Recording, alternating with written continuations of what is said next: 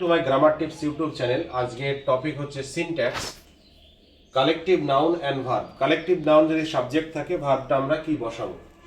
চলে যাই এক্সাম্পলে। 20 rupees is enough for me. সাবজেক্টটা দেখি 20 রুপিজ আছে, কোন ফর্মে লেখা আছে? প্লুরাল ফর্মে লেখা আছে সাবজেক্টটা, কিন্তু তবুও কিন্তু ইজ হলো কেন? 20 রুপিজ কালেকটিভ নাম্বার, লেখা আছে প্লুরাল ফর্মে, কিন্তু কি হবে? সিঙ্গুলার ভার্ব হলো, ইজ হলো। এই কারণেই হলো, যদি 20 টাকার একটা নোট দেওয়া হয়, তাহলে কি 1-2 করে এরকম 20 টাকা বোঝাচ্ছে না? একটা নোট, হ্যাঁ, একটা সমষ্টির অর্থে ব্যবহার হচ্ছে, কালেকটিভ অর্থে ব্যবহার হচ্ছে। আবার দেখি 3 Miles is a long distance. 3 Miles একটা ফ্যাক্ট হিসাবে ধরেছে, এই ক্ষেত্রে কালেকটিভ অর্থে ধরেছে, সেই কারণে প্লুরাল ফর্মে লেখা থাকলেও কিন্তু সিঙ্গুলার ভার্বই হবে। 8 Anas was the price of the thing. জিনিসটার মূল্য 8 আনা ছিল। হ্যাঁ, ওটা হচ্ছে কস্ট অর্থে, দাম অর্থে ব্যবহার হচ্ছে। 1 2 3 4 করে 8 আনা এরকম কিন্তু বোঝাচ্ছে না। সেই ক্ষেত্রে কিন্তু কি হলো? ওয়াজ হবে, সিঙ্গুলার ভার্বটাই হবে, ওয়ার হবে না। ব্যতিক্রম একটা দেখি, এটা অনেক সমস্যা হয়, অনেক টেক্সট বুকের এক্সারসাইজও দেওয়া থাকে যে টুয়াইস টু এই ইজ হবে না টুয়াইস টু আর হবে, বা টুয়াইস টু মেক্স হবে না টুয়াইস টু মেক হবে। স্টুডেন্টদের মধ্যে কনফিউজ হয়ে যায়। দেখি, টুয়াইস টু ইজ 4, 2 এ 2 এ 4, যদি এটাকে ফ্যাক্ট হিসাবে ধরা হয়, একটা ঘটনা হিসাবে ধরা হয়, তাহলে কি হবে? একটাই ঘটনা, সেক্ষেত্রে ইজ হলো। এই জায়গায় আমরা কি ব্যবহার করতে পারি? এই ক্ষেত্রে আমরা কিন্তু মেক্স ব্যবহার করতে পারি, সিঙ্গুলার ভার্ব ব্যবহার করতে পারি। টুয়াইস টু ইজ অথবা মেক্স 4, হয় 4 অথবা তৈরি করে বা হয়ে যায় কিন্তু 4। এটা দেখি, টুয়াইস টু আর 4। এখন যদি বলি 2 এ 2 এ, যদি দুটো যোগ করে হয়, অন্য ফ্যাক্ট হিসাবে না ধরে 2 এ 2 এ যোগ করে হয়, তাহলে কিন্তু হতে পারে প্লুরাল ভার্ব। তার জন্য কি হলো? টুয়াইস টু আর 4। এক্ষেত্রে টুয়াইস টু মেকও কিন্তু আমরা বলতে পারি, মেক 4, মানে এটা 2 এ 2 এ মিলে কিন্তু 4 তৈরি হলো। আর এই ক্ষেত্রে কি বুঝিয়েছে? একটা ঘটনা হিসাবে হয়েছে, তার জন্য ইজ হয়েছে। যদি ঘটনা হিসাবে হয় তাহলে ইজ হবে, যদি না হয় ঘটনা হিসাবে তাহলে আর হবে। সেরকম ভাবে এটা সিঙ্গুলার ভার্ব মেক্স এবং make, both are equally correct, দুটোই কিন্তু সঠিক হবে। আবার দেখি আরেকটা নিয়ম কালেকটিভ নাউনের। The United States of America is a rich country. সাবজেক্টটা এখানে কি আছে? স্টেটস আছে, প্লুরাল ফর্মে লেখা আছে, তবুও কিন্তু কি হচ্ছে? সিঙ্গুলার ভার্ব হচ্ছে। কেন? কালেকটিভ অর্থে ধরছে তাই। The United States of America, এটা সমষ্টিগতভাবে বলছে, তার জন্য কিন্তু হলো।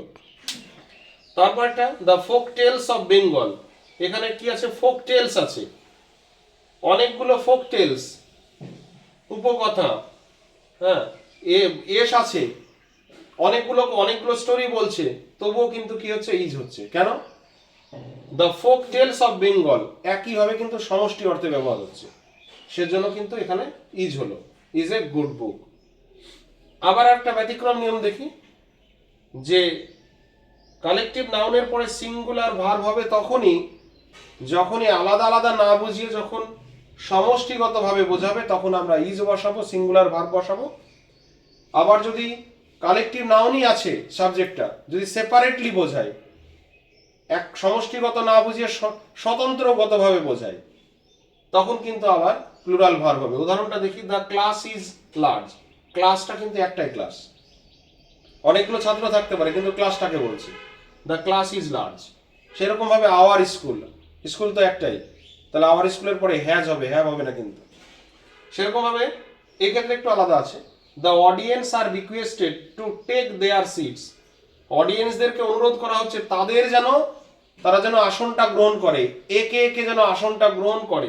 এই ক্ষেত্রে কিন্তু কালেকটিভ নাউনই বোঝাচ্ছে অডিয়েন্স, কিন্তু কি বোঝাচ্ছে? সেপারেটলি বোঝাচ্ছে, একসঙ্গে না বুঝিয়ে স্বতন্ত্র ভাবে বোঝাচ্ছে। তার জন্য কিন্তু এক্ষেত্রে আর হলো হিসাব মতন, যে এখানে যেমন সমষ্টিগতভাবে বুঝিয়েছে, তার জন্য আবার ইজ হয়েছে। এখানেও কিন্তু কালেকটিভ নাউন সমষ্টিগতভাবে বোঝাচ্ছে না, স্বতন্ত্রগতভাবে বোঝাচ্ছে, যে তারা যেন আসন গ্রহণ করে, একে একে আসন গ্রহণ করে, তার জন্য কিন্তু আবার কি হলো? আর হলো। এটা ব্যতিক্রম নিয়ম। তো যতদূর আলোচনা করলাম, এই আলোচনাটা স্ক্রিনশট করে নিয়ে ভালো করে বুঝে তারপরে যদি ভিডিওটা সম্পূর্ণ দেখা হয় তাহলে এই হোমওয়ার্কটা অবশ্যই সবাই করতে পারবে। দ্য মব মানে কি উচ্ছৃঙ্খল জনতা, ড্যাশ দেওয়া আছে, ডাজ ডু নইলে does not know there mind. এক্ষেত্রে কি হবে, কালেকটিভ নাউনে কিন্তু দেওয়া আছে, ডু হবে না ডাজ হবে, নট নো দেয়ার মাইন্ড। তাহলে এটা হোমওয়ার্ক হিসাবে দেওয়া থাকলো, ভিডিওটি সম্পূর্ণ দেখলে তবে কিন্তু এটা উত্তরটা সঠিক হবে। উত্তরটা কি হবে কমেন্ট বক্সে অবশ্যই জানাবে সবাই। আশা করি ভিডিওটা খুব ভালো হয়েছে এবং টপিকটা বোঝা গিয়েছে। তো ভিডিওটি কেমন লাগলো অবশ্যই কমেন্ট বক্সে জানাবে। লাইক, কমেন্ট, শেয়ার, সাবস্ক্রাইব করবে। ধন্যবাদ।